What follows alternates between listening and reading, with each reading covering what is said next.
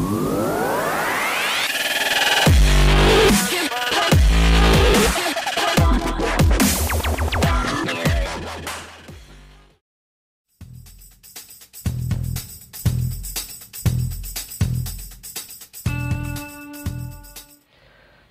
assalamualaikum teman-teman, dan salam sejahtera bagi kita semua. Sebelum kita memulai pembelajaran, marilah kita sama-sama berdoa supaya pembelajaran ini mudah masuk di kepala kita dan dapat kita terapkan dalam kehidupan kita sehari-hari. Berdoa dimulai.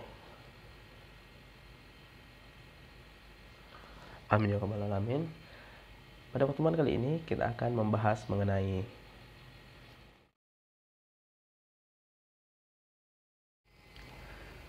Assalamualaikum warahmatullahi wabarakatuh. Kembali lagi bersama saya Heral Asnan dalam video lanjutan kita mengenai molekul kehidupan.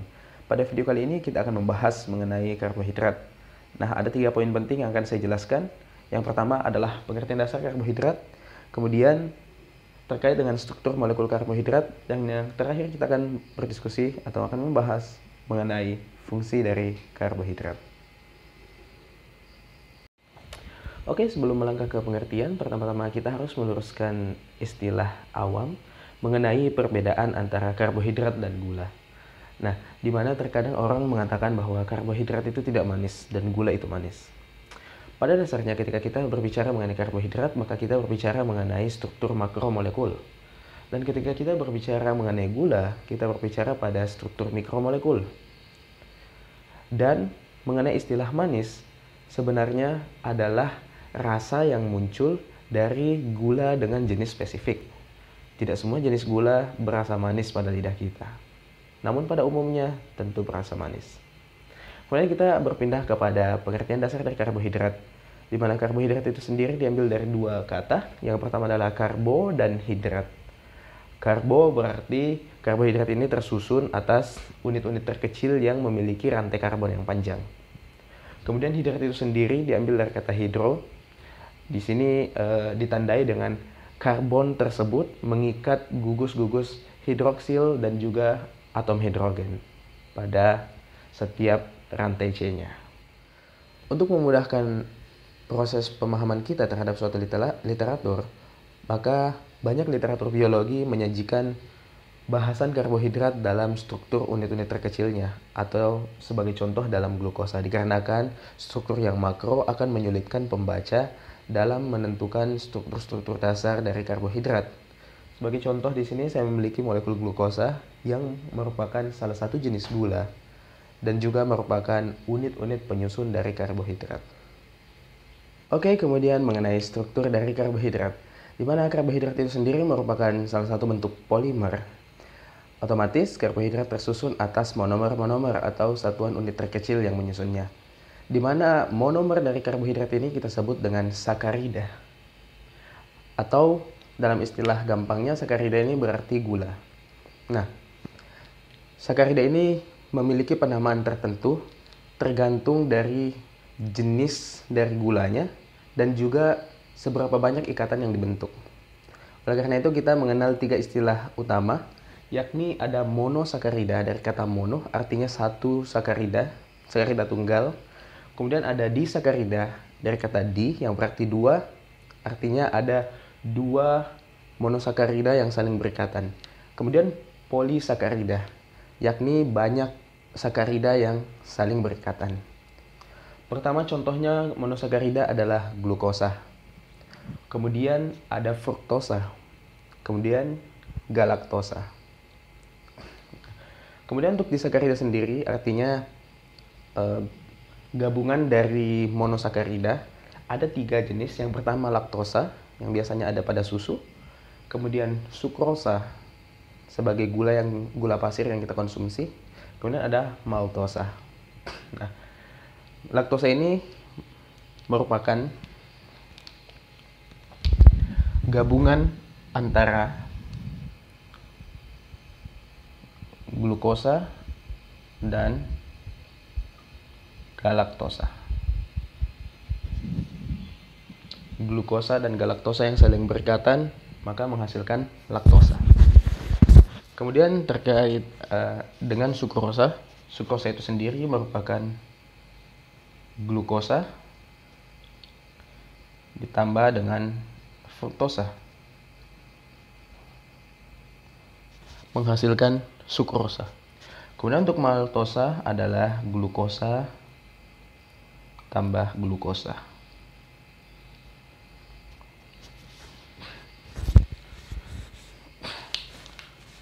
Silahkan membuat jembatan keledai sendiri untuk menghafal ketiga contoh ini.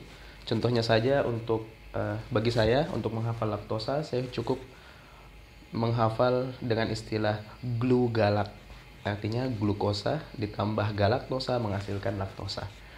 Untuk glukosa dan fruktosa menghasilkan sukrosa, kita bisa membuat dengan GFS, semacam plesetan dari GPS. GFS, glukosa, fruktosa, dan sukrosa. Kemudian ketika kita telah mengetahui dua jenis ini, otomatis kita akan mengetahui bagian yang di bawah. Karena pada dasarnya ketiga contoh ini merupakan gabungan dari masing-masing monosakarida. Ketika kita sudah mendapatkan gabungan antara glukosa dan fruktosa, checklist, glukosa dan galaktosa di checklist, maka sisa glukosa ditambah dengan glukosa, menghasilkan maltosa. Kemudian bentuk lain adalah polisakarida, di mana ini mengandung banyak sekali sakarida, bisa 100.000 bahkan sampai puluhan ribu. Contohnya adalah amilosa yang biasa ada pada nasi, kemudian ada selulosa yang biasanya pada dinding tanaman, dan memang merupakan polisakarida yang paling kaya di bumi ini, yang paling banyak yang paling banyak jumlahnya di bumi ini, karena merupakan penyusun utama dari dinding sel tumbuhan. Kemudian ada glikogen sebagai sumber energi cadangan kita. Oke, kemudian kita sampai kepada bagian terakhir, yakni fungsi dari karbohidrat. Secara umum ada dua fungsinya. Yang pertama adalah fungsi terkait dengan energi. Kemudian yang kedua terkait dengan struktural.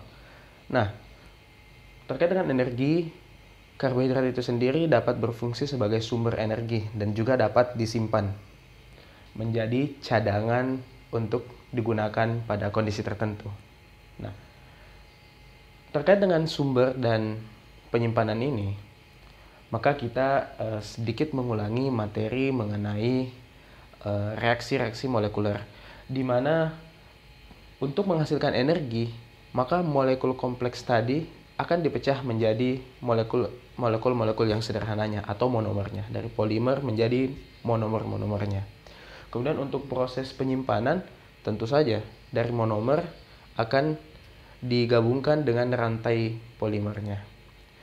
Dan tentu saja kita kembali kepada bahasan mengenai polimer, di mana untuk menjadi sumber energi maka kita membutuhkan reaksi dehidrasi, dan untuk penyimpanan maka kita membutuhkan reaksi hidrolisis. Oke, pertama adalah sumber. Sebagai contoh,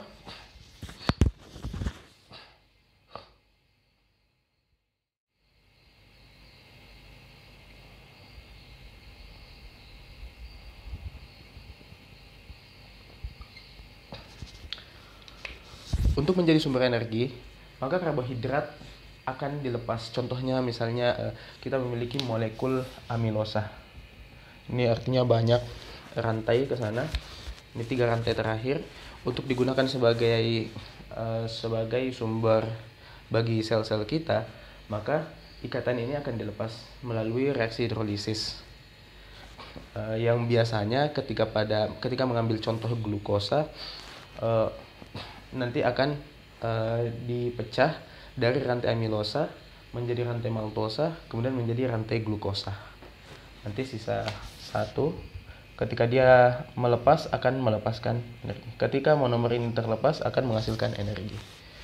Kemudian terkait dengan penyimpanan, sama dengan pada materi polimer, bahwa monomer ini disatukan dengan rantai polimernya, dengan melibatkan air tentunya dalam reaksi yang kita sebut dengan dehidrasi, di mana ujung dari monomer itu yang memiliki gugus hidroksi atau gugus hidrogen nanti akan menyatu dengan gugus hidroksi maupun gugus hidrogen dari bagian ujung polimernya. Kemudian untuk sumber energi sebagai contoh adalah amilosa. Kemudian dalam penyimpanan contohnya adalah glikogen. Jadi prosesnya untuk amilosa sendiri, ketika kita memakan nasi, nanti nasi akan dicerna melalui sistem pencernaan kita menjadi gula-gula yang sederhana. Nah, gula sederhana ini akan masuk ke dalam sel, digunakan pada saat di pembuluh darah, maka kita akan mengenal istilah insulin yang akan membawa masuk ke dalam sel untuk digunakan dalam proses respirasi sel. Kemudian untuk proses glikogen sendiri, ketika tubuh kita sudah memakai cukup glukosa, kemudian masih ada sisa glukosa di dalam pembuluh darah, maka sel-sel pankreas kita akan mengeluarkan glukagon, di mana glukagon ini akan memicu masuknya glukosa ke dalam di dalam sel hati maupun di sel otot. Nanti glukosa akan disambungkan satu dengan yang lainnya menjadi rantai glikogen.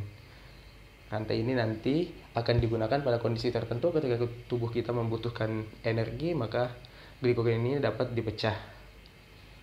Nah, kemudian terkait dengan struktural. Jadi karbohidrat selain menjadi sumber energi juga menjadi penyusun bagi beberapa makhluk hidup. Contohnya saja pada tumbuhan dan serangga. Di mana tumbuhan kita mengetahui ada bagian yang namanya dinding sel.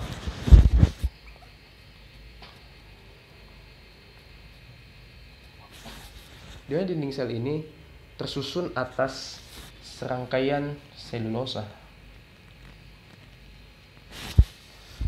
Dan faktanya, selulosa merupakan jenis karbohidrat yang paling melimpah di muka bumi ini. Kemudian salah satu contoh lainnya ada pada serangga maupun jamur, di mana kulit serangga ini tersusun atas zat kitin, sama dengan jamur juga tersusun atas zat kitin. Ada juga pada arthropoda yang tersusun atas zat kitin, di mana zat kitin ini pada dasarnya adalah molekul-molekul gula yang dirangkaikan satu dengan yang lainnya. Karena monomernya adalah gula, maka dia termasuk di dalam kelompok karbohidrat. Kemudian sebagai tambahan adalah